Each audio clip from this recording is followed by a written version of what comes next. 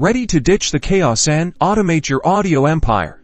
In this video, we'll reveal how to integrate Soundee, Convertkit, and Zapier to effortlessly deliver your audio content and supercharge your email marketing, all in under 2 minutes. First, in Soundee, create a new project for your audio file, upload your audio and customize the landing page with your branding. Next, head to the Integrations tab and find the Zapier integration. Copy the provided webhook URL. You'll need this soon. Now, hop over to Convertkit, create a new automation, choose a trigger. This could be new subscriber, a tag being applied, or any event that makes sense for your workflow. Time for Zapier.